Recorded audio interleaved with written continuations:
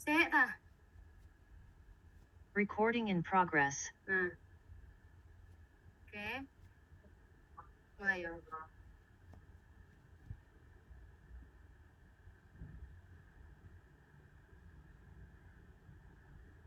Assalamualaikum warahmatullahi wabarakatuh. Kami di sini akan mempresentasikan terkait percobaan momen inersia yang merupakan praktikum fisika dasar 1 sebagai pemenuhan tugas untuk metode analisis pengukuran. Selanjutnya, sebelumnya perkenalkan, saya Zaira Firjana dengan NPWP 501231131 dan juga anggota kelompok saya. Kenalkan, nama saya Gia Sabrina Minata dengan NRP 5001231036036. Saya Salwa Nabila dengan NRP 50012311065. Saya Aulia Salsabila dengan NRP 50012311083. Saya Oriza Derin Marginia dengan NRP 50012311125. Bab 1 pendahuluan. Kita mulai dari latar belakang. Momen inersia merupakan salah satu konsep fisika yang menghitung besarnya rotasi suatu benda dan porosnya. Peristiwa dalam kehidupan sehari-hari selalu berhubungan erat dengan adanya ilmu-ilmu fisika. Dalam kehidupan sehari-hari, banyak hal dan kejadian peristiwa yang merupakan penerapan dari momen inersia. Momen inersia adalah besaran yang menunjukkan ukuran kecenderungan suatu benda dalam mempertahankan keadaan terhadap gerak rotasi. Dapat diketahui, banyak penerapan yang sering dilakukan yakni pada konsep saat gaya yang dihasilkan oleh ledakan bahan bakar dan udara yang mempengaruhi percepatan piston dan mempengaruhi ketahanan piston terhadap perubahan gerakan rotasinya. Hal tersebut ada keterkaitannya dengan hukum 2 Newton. Selain itu, dalam olahraga, basket momen inersia sangat mempengaruhi gerakan rotasi yakni saat melakukan tembakan atau dribble. Momen inersia dalam bola basket mempengaruhi kecepatan rotasi dan stabilitas gerakan saat bola berputar. Dalam bola basket ini ada keterkaitannya dengan hukum Newton. Oke, next. Rumusan masalah yang pertama yaitu bagaimana memperkenalkan penggunaan hukum 2 Newton pada gerak rotasi. Yang kedua, bagaimana menentukan momen inersia sistem benda berwujud roda sepeda. Tujuannya juga ada dua. Yang pertama, mengenalkan penggunaan hukum 2 Newton pada gerak rotasi. Yang kedua, menentukan momen inersia sistem benda berwujud roda sepeda. Batasan masalah ada dua, yaitu yang pertama, percobaan momen inersia pada benda berwujud roda sepeda dengan prinsip hukum 2 Newton, momen gaya atau torsi, gerak cukup bebas, dan benda tegar. Yang kedua, menggunakan dua variasi massa, dua variasi ketinggian, dan dua variasi jari-jari. Oke, selanjutnya.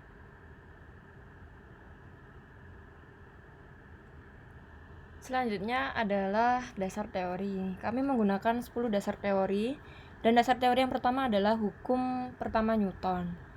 Hukum pertama Newton menyatakan bahwa benda akan tetap diam atau bergerak dengan kecepatan konstan dalam lintasan lurus, kecuali adanya gaya luar yang bekerja padanya. Nah, hukum pertama Newton ini dirumuskan sebagai sigma F sama dengan 0, yang artinya benda mempertahankan keadaan geraknya karena adanya sifat kelembamannya. Contohnya adalah aplikasi roda yang akan terus berputar meskipun pengayuhnya dihentikan. Lalu pada gambar yang ada di PPT ini, yaitu ketika seseorang terjadi pengereman dan orang itu akan tetap mempertahankan posisinya. Next. Lalu ada hukum kedua Newton. Hukum kedua Newton ini menyatakan bahwa percepatan benda berbanding lurus dengan gaya total yang bekerja dan berbanding terbalik dengan masanya. Nah, percepatan ini terjadi ketika ada gaya total atau sigma F. Secara umum, periode merupakan waktu yang diperlukan untuk menyelesaikan satu siklus atau getaran dalam suatu gerakan berulang, seperti pada osilasi, gelombang, atau rotasi. Periode memiliki hubungan terbalik dengan frekuensi yang menunjukkan jumlah siklus yang terjadi dalam satu detik. Nah, periode bergantung pada faktor-faktor tertentu, misalnya dalam gerak harmoni sederhana seperti bandul, Periode dipengaruhi oleh panjang tali dan percepatan gravitasi. Sementara itu, dalam sistem pegas, periode bergantung pada massa benda dan konstanta pegas. Semakin besar nilai faktor-faktor tersebut, semakin lama pula waktu yang dibutuhkan untuk satu siklus gerakan. Selanjutnya ada frekuensi. Frekuensi adalah jumlah siklus atau getaran yang terjadi dalam satu detik pada suatu gerakan berulang seperti osilasi, gelombang, atau rotasi. Frekuensi dilambangkan dengan simbol F dan diukur dengan satuan Hertz. Frekuensi memiliki hubungan terbalik dengan periode yang merupakan waktu yang diperlukan untuk menyelesaikan satu siklus penuh sehingga dinyatakan dengan persamaan F sama dengan N per T. Dalam prinsip, frekuensi pada rotasi mengacu pada jumlah putaran atau siklus yang dilakukan oleh suatu benda dalam satu detik. Oke, yang selanjutnya adalah torsi, yang mana torsi itu adalah momen gaya yang menyebabkan rotasi pada benda di sumbu tertentu. Nah, pada gambar ini ditunjukkan bahwa torsi itu memiliki persamaan bahwa tau sama dengan RF sin theta, yang mana R itu adalah jarak dari sumbu rotasi ke titik kerja gaya, kemudian F adalah besarnya gaya, dan juga theta adalah sudut antara gaya dan juga dengan momen. Nah, jadi torsi itu menunjukkan seberapa efektif gaya itu dapat menyebabkan percepatan sudut. Next. Kemudian yang berikutnya adalah terkait momen inersia, yang mana momen inersia ini dilambangkan dengan I, yaitu dia itu merupakan ukuran kelembaman benda dalam suatu rotasi, yang mana dia itu bergantung pada massa dan juga distribusi massa pada terhadap sumbu rotasi. Pada gambar ditunjukkan bahwa momen inersia itu memiliki persamaan I sama dengan mr kuadrat, yang mana I adalah simbol dari inersia sendiri, kemudian m adalah massa, dan juga R kuadrat itu adalah kuadrat dari jarak benda pada poros rotasi, yang mana momen inersia yang besar dia itu akan membuat benda itu sulit untuk berotasi gitu, sehingga nilainya itu dipengaruhi oleh bentuk benda dan juga posisi sumbu rotasi. Misalnya momen inersia bola pejal itu nanti akan berbeda dengan momen inersia dari silinder yang berongga. Next. Kemudian terdapat translasi dan rotasi. Gerak translasi adalah perpindahan posisi benda secara linear, sedangkan gerak rotasi adalah gerak memutar benda pada sumbu tetapnya. Pada gerak translasi, massa adalah ukuran kelembaman, sedangkan pada rotasi, momen inersia berperan sebagai analog massa. Kombinasi translasi dan rotasi sering dijumpai seperti roda yang menggelinding, di mana titik-titik pada roda bergerak dalam lintasan melingkar sekaligus berpindah secara linear. Next. Kemudian terdapat momentum sudut. Momentum sudut adalah analog rotasi dari momentum linear, sebagaimana persamaannya L sama dengan I kali omega, di mana I adalah momen inersia dan omega adalah kecepatan sudut. Jika ada gaya eksternal, momentum sudut akan tetap konstan. Contoh pengaplikasiannya adalah pemutaran giroskop yang stabil. Next. Selanjutnya adalah gerak jatuh bebas. Gerak jatuh bebas terjadi jika benda hanya dipengaruhi oleh gravitasi, yang dimananya gravitasinya diketahui 9,8 meter per sekon kuadrat tanpa hambatan udara. Benda jatuh dengan percepatan tetap terlepas dari massa benda. Persamaan GLBB dapat digunakan dengan G mengandikan percepatan dan kecepatan awal sering kali dengan 0. Selanjutnya, benda tegar. Benda tegar adalah benda bentuk dan ukurannya tidak berubah selama gerak, sehingga jarak antar titik di dalamnya tetap konstan. Nah, benda tegar dapat mengalami translasi, rotasi, atau kombinasi keduanya. Contoh aplikasinya adalah rotasi planet atau gerak roda kendaraan. Selanjutnya, peralatan dan metode pengamatan. Alat dan bahan yang dibutuhkan pada percobaan kali ini adalah stopwatch yang digunakan untuk mengukur waktu tempuh, kemudian terdapat neraca yang digunakan untuk mengukur massa beban, kemudian ada rollometer yang digunakan untuk mengukur ketinggian, kemudian ada water pass yang digunakan untuk memastikan bahwa statif dan roda bersejajar dengan sumbu tertentu, kemudian roda sebagai pusat pengukuran, kemudian ada statif yang digunakan untuk menjaga posisi stabil peralatan, kemudian terdapat water pass yang digunakan untuk memastikan posisi tegak lurus, kemudian terdapat beban yang digunakan sebagai objek pengukuran. Berikut adalah skema alat yang digunakan pada percobaan kali ini. Kemudian, langkah kerja yang digunakan yaitu pertama, roda sepeda diatur sesuai skema alat. Kemudian, dilakukan validasi roda dan statif secara sejajar terhadap sumbu horizontal dengan water pass. Kemudian, beban digantungkan kepada roda menggunakan tali. Kemudian tinggi antara beban dengan lantai diukur sesuai variasi. Kemudian waktu tempuh pada beban dicatat. Kemudian dilakukan pengulangan sebanyak 5 kali untuk setiap variasi percobaan. Saya di next. Selanjutnya ada bab 4 yaitu pengolahan data dan grafik pengamatan. Berikut adalah tabel dari data percobaan yang telah dilakukan dengan variasi massa 57 gram, ketinggian 80 cm, dan jari-jari roda 25,5 cm dengan 5 kali pengulangan. Selanjutnya ada analisis perhitungan berdasarkan data pengukuran, maka dilakukan perhitungan untuk nilai momen inersia dengan persamaan I sama dengan MR kuadrat dan kurung G per A dikurangi 1. Dikarenakan H adalah jarak massa benda jatuh sampai ke titik yang ditentukan, maka bisa dituliskan sebagai A sama dengan 2H per T kuadrat. Berikut merupakan contoh perhitungan untuk nilai momen inersia pada data tabel 4.1 percobaan kelima dengan nilai percepatan dihasilkan 0,761 dan nilai momen inersia 0,044. Selanjutnya ada data tabel hasil perhitungan dari data yang sudah ada sebelumnya dengan rata-rata 0,689 untuk A dan nilai momen inersia dengan rata-rata 0,050. Yang selanjutnya adalah metode penolakan data yang mana digunakan teorema Chauvenet, yang mana teorema Chauvenet itu untuk menghilangkan data yang keluar dari suatu kumpulan data pengamatan, yang mana teorema ini didasarkan pada distribusi normal atau Gaussian, sehingga membantu untuk menentukan data apakah dia itu ditolak ataupun diterima. Nah, kemudian dari data yang telah didapatkan pada tabel 4.9 sebagai contoh, itu adalah momen inersia adalah 0,049, 0,043, 0,058, 0,054, dan juga 0,044.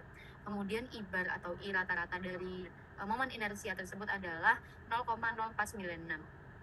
Kemudian dicari simpangan baku atau standar deviasi dari data tersebut, yaitu menghasilkan nilai sebesar 0,0064. Next.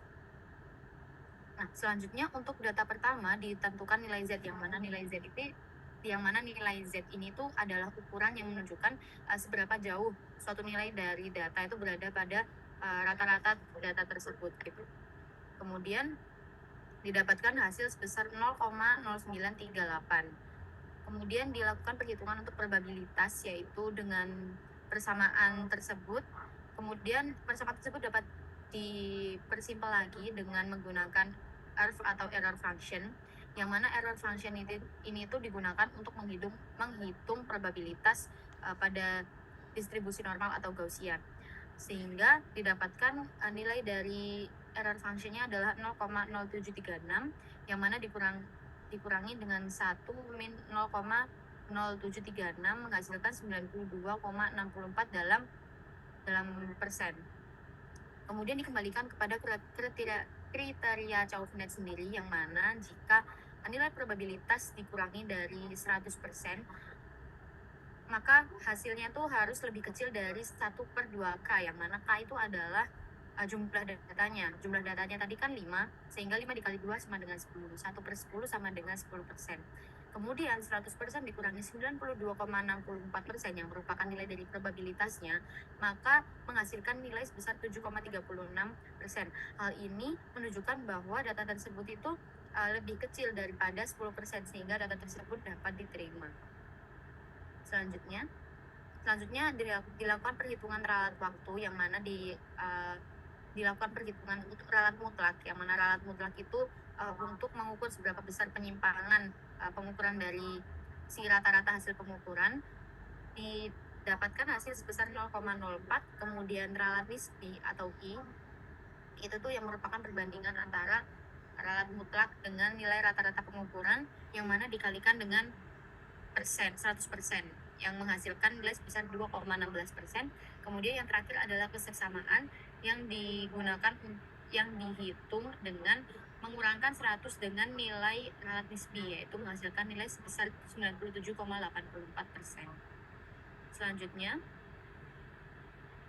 Selanjutnya adalah grafik dari momen inersia sendiri. Di sini didapatkan sebagai contoh untuk garis hijau yang mana dia itu merupakan variasi untuk massa 57 gram dengan ketinggian sebesar 0,6 meter. Nah, di sini adalah memiliki dari rumus regresi linear sendiri itu memiliki persamaan Y sama dengan MX plus C. Nah, di sini Y sendiri itu merupakan percepatannya gitu. Kemudian X-nya itu merupakan variabel bebas yang merupakan jari-jari, sehingga M-nya atau 14,525 itu merupakan gradien, dan juga min 0,0012 itu merupakan intercept atau konstanta dari si Y sama dengan MX plus C sendiri. Nah, jadi dengan nilai 14,525 itu menunjukkan bahwa percepatan itu dia meningkat tajam seiring bertambahnya jari-jari, dan nilai min 0,0012 sendiri itu dia kan mendekati 0, sehingga mengindikasikan bahwa pada jari-jari sama dengan 0, maka percepatannya itu nantinya akan sama dengan 0 gitu. Kemudian di bawahnya merupakan R square atau R kuadrat atau koefisien determinasi yang mana nilainya sebesar 1. Itu tuh menunjukkan bahwa data sepenuhnya sesuai dengan garis lurus atau garis linearnya gitu. Apabila R kuadratnya itu kurang dari 1, maka terdapat data yang keluar dari garis regresi linear. Next. Memasuki bab 5 yaitu pembahasan dan kesimpulan. Nah, pembahasan yang dapat diketahui adalah yang pertama adalah prinsip hukum kedua Newton, di mana percepatan berbanding lurus dengan gaya total dan berbanding terbalik dengan massa.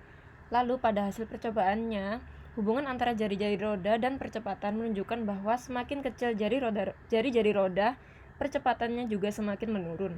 Lalu distribusi massa yang lebih dekat ke sumbu rotasi meningkatkan momen inersia dan juga memperlambat percepatan. Lalu pada grafik regresi linear, persamaan regresi linear adalah Y sama dengan MX plus C, di mana M adalah tingkat perubahan percepatan terhadap jari-jari roda, dan C adalah percepatan ideal saat jari-jari roda adalah 0. Selanjutnya ada penolakan data yang menggunakan teorema Chauvenet untuk menilai probabilitas kesalahan dan menolak data yang di luar batas toleransi. Meskipun demikian, terdapat beberapa ketidakakuratan dalam data, seperti variasi nilai, pengulangan percobaan yang disebabkan oleh faktor kesalahan, gesekan pada poros roda, ketidakrataan permukaan roda, serta ketelitian alat ukur. Next.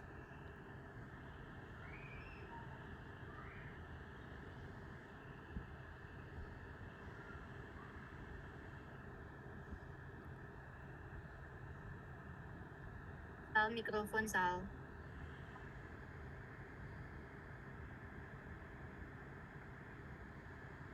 Oke. Dalam percobaan yang telah dilakukan, dapat ditarik dua kesimpulan sebagai berikut. Yang pertama, dalam gerak rotasi, torsi berperan sebagai analog gaya, momen inersia sebagai analog massa, dan percepatan sudut sebagai analog percepatan linear. Hubungan ini terlihat dari data yang menunjukkan bahwasanya percepatan dipengaruhi oleh perubahan torsi akibat massa dan ketinggian benda. Namun, momen inersia menjadi faktor utama yang membatasi percepatan sistem. Yang kedua, momen inersia sistem dipengaruhi oleh distribusi massa relatif terhadap sumber rotasinya. Data menunjukkan bahwa jari-jari yang lebih besar Yang lebih kecil menyebabkan momen inersia lebih besar, yang memperlambat percepatan sistem sesuai dengan prinsip rotasi. Dan sebaliknya, jika jari-jari yang lebih besar mengurangi momen inersia dan meningkatkan percepatan, hal ini terkonfirmasi melalui persamaan regresi linier, yaitu Y sama dengan mx plus c, dengan M sebagai tingkat perubahan percepatan terhadap jari-jari dan C sebagai percepatan ideal saat jari-jari ini. Oke, selanjutnya.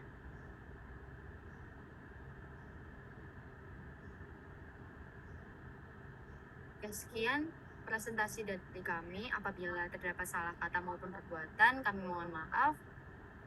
Wassalamualaikum warahmatullahi wabarakatuh.